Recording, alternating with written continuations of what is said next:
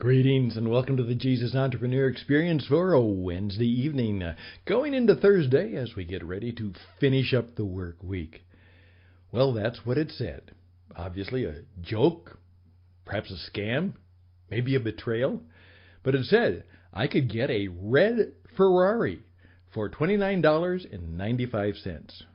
Well, that's what the headline said, and it was just enough intriguing to me that I opened it up and looked at the story. And I'm going to tell you a little bit about that because I really could get a red Ferrari for $29.95. But it's a little bit different than you might think. But that's going to lead us down a trail that is very relevant today. And that is the issue. What do you do when someone that you've even helped steps up, stabs out, and betrays you? How do you handle betrayal? I'm Stan Houston. That's coming up on the Jesus Entrepreneur Experience from the Christian Entrepreneur Network.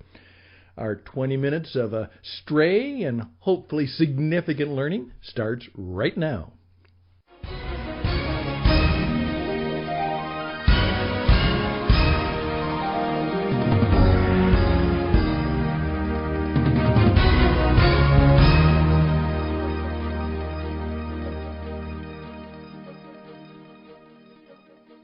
Greetings and welcome for a Wednesday evening, sliding into a Thursday, right in the middle of the week, taking you to the weekend.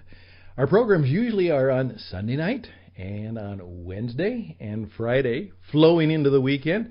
However, we do have special programs from time to time as we have something to say or a special guest has something to show us or help us with. We'll come to those on demand, and you can listen to them on demand. Again, this is what is called over-the-top radio as opposed to on-the-air radio, where you kind of listen to it when it's on the air. This is digital internet radio. It's growing by leaps and bounds. In fact, we'll talk to you a little bit more about that. You will need to know how to use the podcast medium. You may actually have to be a player and a participator yourself. And one of the best ways to do that is right here.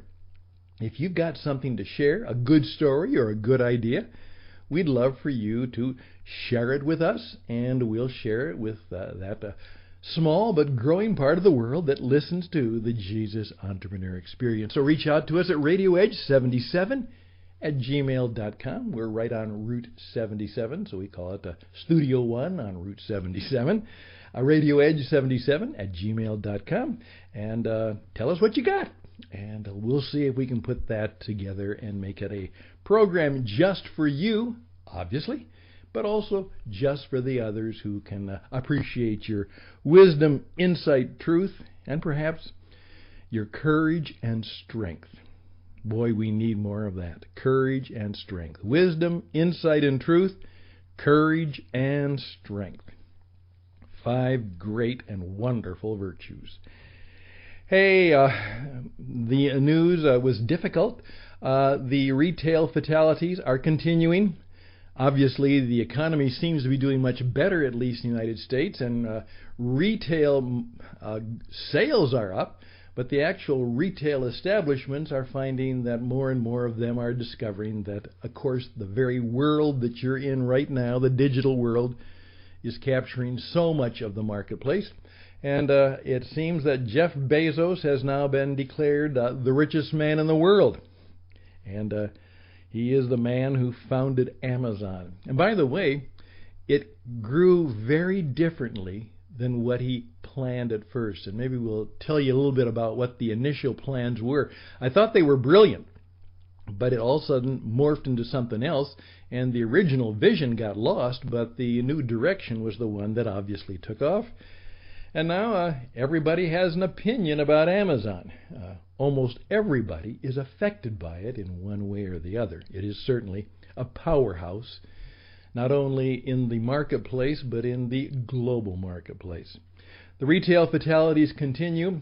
I also talked to you about the Pillow Man, the entrepreneur from Minnesota, the Christian entrepreneur from Minnesota, about the issue of sleep, and a recent article said that they have now discovered that sleep deprivation is now been linked to heart disease and to a number of other anomalies in our life and experience. Getting your sleep, finding a way to do that in this day and age of high stress and high energy and so much to do. My friend Bruce wrote back to me from a request, and he just simply had the word full, busy, full-time, busy, and he just can't find time to do what he wanted to do, which was to just have a friendly visit with me. So that is happening. Get your sleep as best as you can. And let's see if we can find that place in the marketplace where we will not be a retail fatality. There will be a number of businesses that lose out, but remember, this is the age of the startups. This is also the time where the startup nation, where you can start up your own business, your own enterprise, how to build your own Starship enterprise. By the way, there's 7 things you need to know, and that's going to be a course pretty soon right here on the Christian Entrepreneur Network. So 7 things you need to know to launch your own startup Starship enterprise. But go for it. That's what we're here to encourage you to do. Now let's talk about the Red Ferrari. Okay, here's the story. I get the email, and I love pens. I've always loved pens. For years, ever since I was a small child, I always liked pens. And I collected them, like most kids do. And as I got older, I not only liked to buy pens that were nice, and obviously as I got a little bit older, I could afford nicer pens, fountain pens, different kinds of ballpoint pens, particularly fountain pens. I really love fountain pens. And then I started to actually make them. I know how to make pens now. I have a little shop and a lathe, and I know where I can buy the parts that I need. And now I have, I've made hundreds of pens. I've sold a few of them, mostly just given them away to people. I say, this is for you. I made it. It's a gift.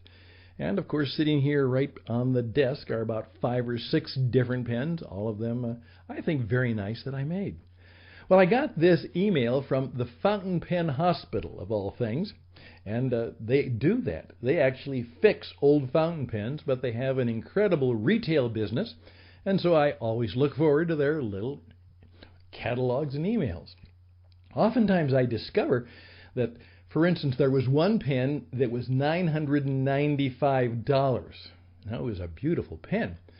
But $995, no, I don't think I can do that. Though, obviously, many people can. Some of those pens are hundreds, maybe $1,000. Some of them have been $2,000 or $3,000 or $4,000. How does anyone buy a pen for $5,000? But I guess they do. Well, I saw it. I liked it so much that I said, I don't want to pay that. In fact, I can't pay that. But you know what? I made one almost exactly like it. I went out and found the materials and found the colors that I liked, and if you would see it, you would think it is exactly the $995 pen that I could have ordered from that fancy shop in New York City. So I love to do that. And here's what it said. The Red Ferrari for $29.95. Now, that's pretty cheap for a pen, particularly a nice fountain pen. Well, that's what it was. They have, for those of you who want, they have a pen which they've simply called the Red Ferrari. And it actually is a very nice pen. I looked at it. I said, well, I then said, maybe I can make one like that. The Red Ferrari for $29.95. Obviously, they got my attention. It made me smile. It was a joke, obviously. They weren't trying to deceive me, but it got my attention. It was kind of a funny joke. There they had a pen named the Red Ferrari, and it was all of those things, and it was nice looking, and for $29, it was on sale from like $69.95 down to $29.95 for one day only, something like that. Obviously, a come on to get new customers. There it was, the Red Ferrari for $29.95. Did I feel deceived? Did I feel betrayed? Of course not. In fact, I smiled, and of course it gave me a story. Where is that on the advertising? Obviously, it wasn't a $29 Ferrari, but it was so ridiculous I knew it couldn't have been a red Ferrari, but it got my attention, and it was about something that I was kind of interested in, and of course it gave me something to talk about to friends, and maybe I would have bought it, and I could have said, with a joke, would you like to see my red Ferrari? You have a red Ferrari? Yeah, I do. Wow. And then I pull out a pin. This is my red Ferrari. You get it. You understand what they did. Everything's cool. Everything's fine. Nobody deceived anybody. The marketing is fun. The things I can do with that are fun. A good pitch, a good piece of property, something that will be fruitful and valuable and helpful and useful and makes people smile. But what about when it's not? What about when it really is a scam? It's not at all what it claims to be. How do you handle being scammed? How do you handle it when someone has done something like that? And if the loss has been significant, how do you handle a significant scam loss? What do you do to clients or customers, even sometimes customers? I've been in the retail business, and I know there is a core of customers who, through returns and other things, they will try and scam you all the time. How do you deal with the scammers in your life and business?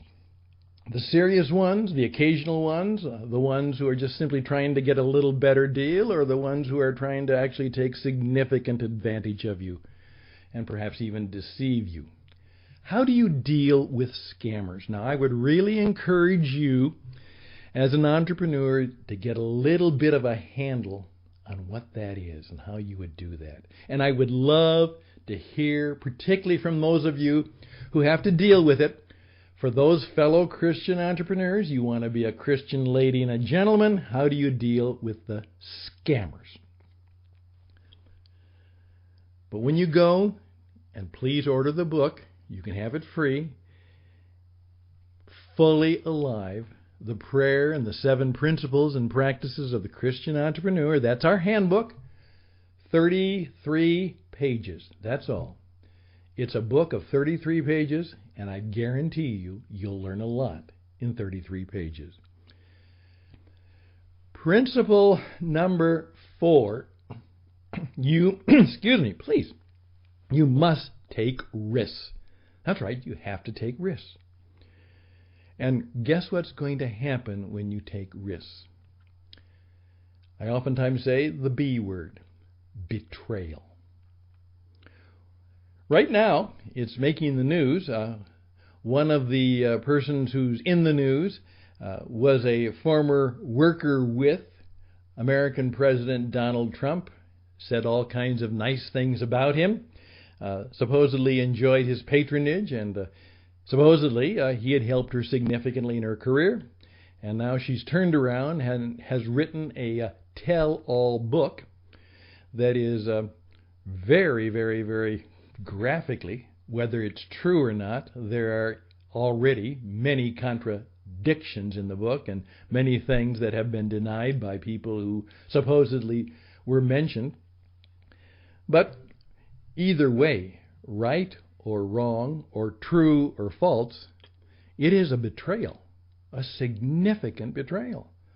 Somebody who was a confidant, who was a colleague, who perhaps even benefited from what you did for them, they just came out and betrayed you. I've had that happen. Perhaps you've had that happen. And I can guarantee you this. In your life as an entrepreneur, it will happen. I remember one of my first clients who told me about how he had profoundly helped this woman get a job, take care of her. She needed things, took care of her family, and all kinds of things to make it work for her. And then after all of those kindnesses and helps, she turns on him, and it is a major, costly, almost reputation-damaging betrayal. How do you handle things like that? I would love to hear from you. In fact, I would love for that to be a conversation which we would have. I guarantee you that you are always in danger of being betrayed. Almost all of you have had that experience. Perhaps in some of your weaker moments you've even been guilty of that experience, and perhaps you even have some regrets about something you might have done as a betrayer. One time a person said, why did Jesus select Judas knowing what he knew? It's a good question. I think I have an idea. As someone said, that was a rather bad HR decision. I think part of the story is that Jesus was trying to illustrate to you and I, not only is he the person who can deliver us to eternal life from the fiery pit of hell and give us the way to truth and light in eternal glory in heaven, but he's here to show us how to live, and how to live fully alive in a world that's full of all kinds of bad stuff. Fully alive in a world full of bad stuff. He knows what it's like to be betrayed. He took it. It was the ultimate betrayal. And he can demonstrate to you and me that when we get there and say, oh, let me tell you about Joe or Jack or Jill or whoever, and he can simply say, I know what it's like to be betrayed. And then we'll have to acknowledge the smile. Yes, he does. He has suffered and lived everything we have lived, and that's why he can identify with us, and that's why he can advocate for us, and that's why he can be our role model and example, that we can be more like him and share his glory forever. He said, I'm one of you, and you're one of me. That's the way it's going to be. My question, though, what do you do? What are some of the thinking, the theologies, and the possibilities that you've already put in your mind? Maybe from past experience or just simply an anticipation. How will you handle a significant betrayal? How have you handled significant betrayals? What do you do when someone you have even helped and perhaps assisted and been kind and gracious to you turns on you and not only hurts you but perhaps even tries to destroy you? What do you do? Wow. That's a real question, and that's a real dilemma, because that's real life. And part of being fully alive is to know how we will deal with the full weight of betrayal. I'm Stan Houston. This is Radio on the Edge. This is the Jesus Entrepreneur Experience. And now you know why we call it just that. The Jesus Entrepreneur Experience. He had one, and he wants to share it with you. We'll be back just a moment.